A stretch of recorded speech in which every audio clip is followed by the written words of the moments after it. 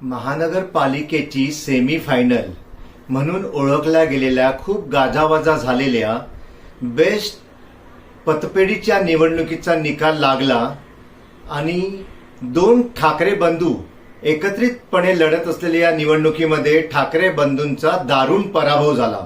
म्हणजे अक्षरशः भोपळा देखील त्यांना फोडता आला नाही, शून्यावरच ते बाद झाले आणि इथेच खरं काय आहे ते जनतेला कळलं. आता पहा, गेली 9 वर्ष शिवसेना उभाटीची सत्ता या बेस्ट वरती आहे, परंतु झालं काय, बेस्टच्या कामगारांना गेल्या कित्येक वर्षांमध्ये देशोधडीला लावण्याचं काम या उभाटा शिवसेनेने केलं होतं. बेस्ट कामगारांना संपवण्याचं काम, बेस्टला संपवण्याचं काम, बेस्टचं प्रायव्हेटायझेशन, खाजगीकरण जर कोणी केलं असेल तर उभाटा शिवसेनेने केलं. बेस्टमध्ये प्रायव्हेट प्लेयर्स आणण्याचं काम शिवसेना उभाटाने केलं.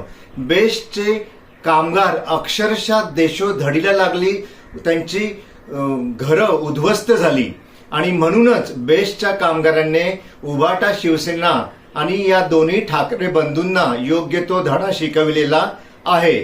त्याचाच हा परिणाम आहे.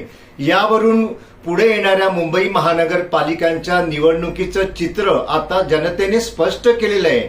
जनतेला असे भ्रष्टाचारी लोक नकोयत, विकासात्मक काम करणाऱ्या लोकांना जनतेला पुढे आणायचंय आणि म्हणूनच येणाऱ्या मुंबई महानगरपालिकेच्या निवडणुकीमध्ये या मुंबईचा विकास करण्याकरिताच या मुंबईतील जनता हुशार आहे आणि ती महायुतीला प्रचंड मतांनी विजयी करून देईल, याचंच हे उदाहरण आहे.